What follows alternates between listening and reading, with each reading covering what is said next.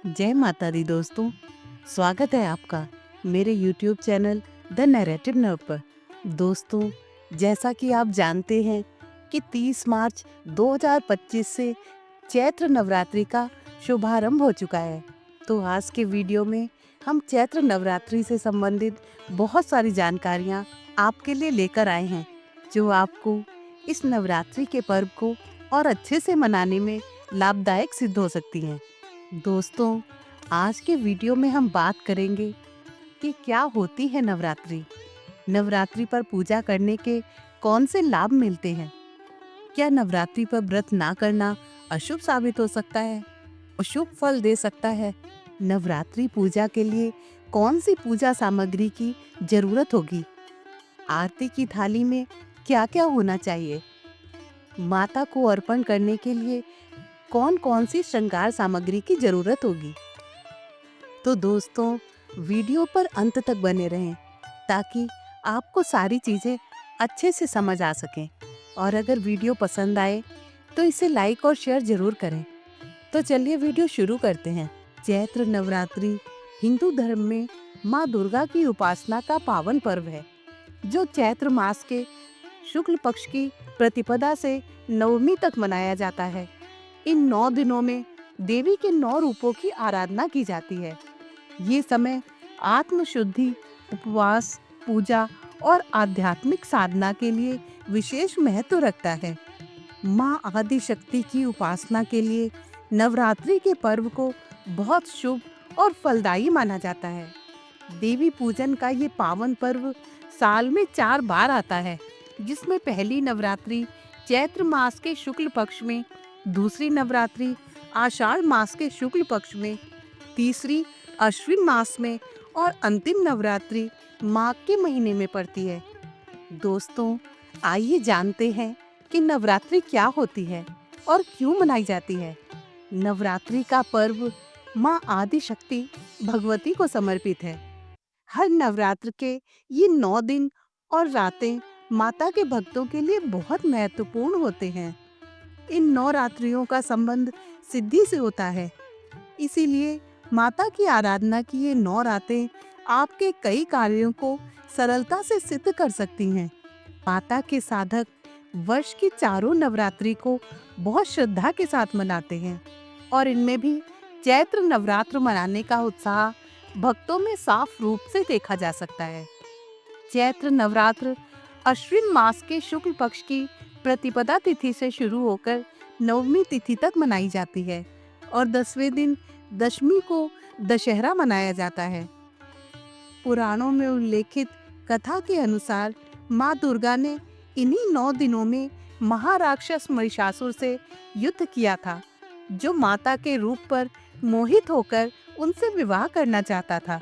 उस समय माँ आदि शक्ति ने ये शर्त रखी कि महिषासुर और माता के बीच एक युद्ध होगा और अगर इस युद्ध में वो विजयी होता है तो वे उससे विवाह करेंगी। महिषासुर और माँ दुर्गा के बीच ये युद्ध 9 दिनों तक चला और नवमी के दिन माता ने महिषासुर का वध करके देवताओं को उसके अत्याचार से मुक्ति दिलाई थी। इसीलिए ये नवरात्र बुरी शक्तियों की पराजय का भी पर्व माना गया है।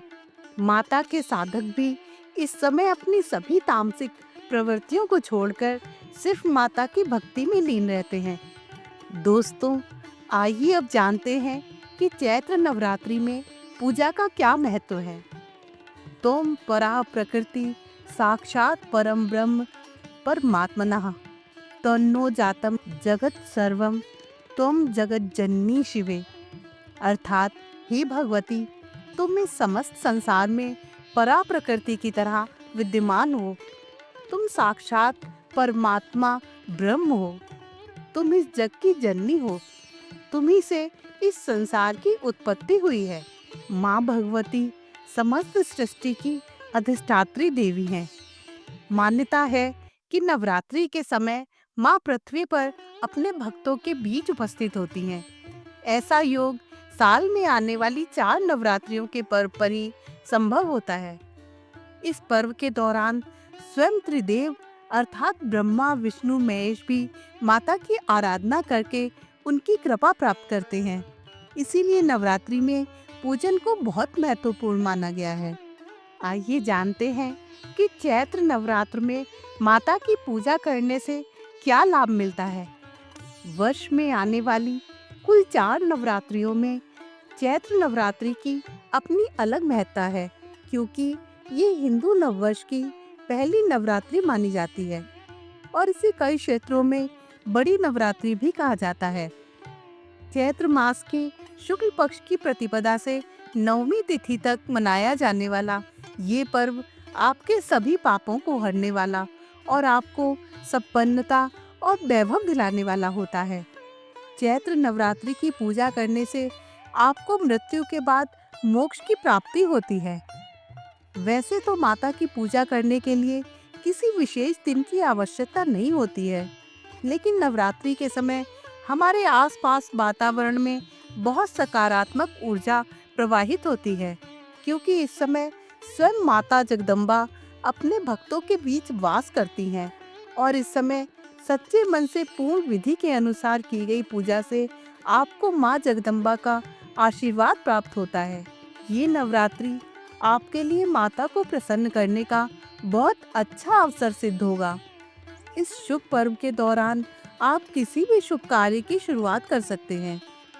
नवरात्रि की पूजा करने का लाभ सिर्फ आपको ही नहीं, बल्कि आपके पूरे कुटुंब को प्राप्त होगा और माता की साधना से आप असंभव कार्य को भी सिद्ध करने में सक्षम होंगे। माँ दुर्गा ने जिस प्रकार अनेक असुरों का वध करके इस संसार को अज्ञानता से मुक्ति दिलाई थी, वैसे ही चैत्र नवरात्रि की साधना आपके जीवन से अंधकार को दूर करके आपको सुख शांति और समृद्धि का आशीष प्रदान करेगी। दोस्तों, हम में से बहुत से लोग इस असमंजस में रहते हैं कि अगर हम किसी कारण से व्रत रखने में असमर्थ हैं, तो क्या सिर्फ माता की पूजा करने से ही हमें माता का आशीर्वाद मिल पाएगा? इसका उत्तर है जी हाँ। माता अपने भक्तों द्वारा पूर्ण श्रद्धा से की गई हर कोशिश से प्रसन्न होती हैं और विधिवत पूजा करने मात्र से ही आपको व्रत का संपूर्ण लाभ प्राप्त होता है। इसीलिए आपको ये पूजा अवश्य करनी चाहिए। दोस्तों, हिंदू धर्म में मनाया जाने वाला कोई भी पर्व व्रत और पूजा के बिना अधूरा माना जाता है। इसी प्रकार व्रत और पूजा भी उस व्रत में उपयोग होने वाली सामग्री के बिना अधूरा है। चैत्र नवरात्रि में भी व्रत और माता की आराधना का बहुत महत्व है।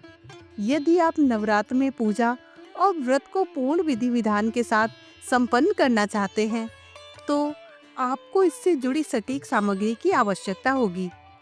अगर आपके पास सही सामग्री उपलब्ध नहीं होगी, तो आपकी पूजा में किसी तरह की त्रुटि होने की आशंका बनी रहेगी। इसीलिए हम आपके लिए लेकर आए हैं चैत्र नवरात्रि पर किए जाने वाले हर अनुष्ठान में उपयोग होने वाली संपूर्ण सामग्री। इस सामग्री की सूची से आपको अपनी पूजा संपूर्ण करने में बहुत मदद मिलेगी। आइए जानते हैं कि वो पूजा सामग्री कौन सी है। चौकी, आसन, लाल वस्त्र, माँ दुर्गा की तस्वीर या मूर्ति, गणेश जी की मूर्ति, पान का पत्ता, सुपारी, कलावा या मौली, धूप, अगरबत्ती, दीपक, पूजा की थाली, लाल, पीले या नारंगी रंग के फूल, पुष्पमाला, पूर्ण श्रृंगार का सामान, प्रसाद के लिए ऋतुफल, माता को चढ़ाने के लिए लाल चुनरी, दुर्गा सप्तशती और नारियल। आपकी पूजा में आरती की थाल में रखने के लिए जो चीजें आवश्यक हैं, वो इस तरह हैं। एक साफ थाली, कुमकुम, चंदन, हल्दी, अक्षत, छोटा जलपात्र, कपूर, फूल, बाती और घी से भरा दीपक, घंटी आदि। दोस्तों, चैत्र नवरात्र में माता को श्रृंगार अर्पण करना बहुत शुभ और फलदायी होता है, क्योंकि श्रृंगार माता को बहुत प्रिय है। आइए जानें संपूर्ण श्रृंगार की सामग्री। लाल चुनरी, चूड़ी, इत्र, नेल पॉलिश, सिंदूर, महावर, बिंदी, मेहंदी, काजल, कंघी, मंगलसूत्र, पायल, होठों की लाली, कान की बाली, चोटी में लगाने के लिए रिबन या रबर बैंड, गजरा, नथ, बिछिया आदि। तो दोस्तों, ये थी आज की वीडियो। अगर पसंद आई हो तो इसे लाइक और शेयर ज़रूर करें, और अगर चैनल पर नए हैं तो मेरे चैनल को सब्सक्राइब ज़रूर करें। जय माता दी।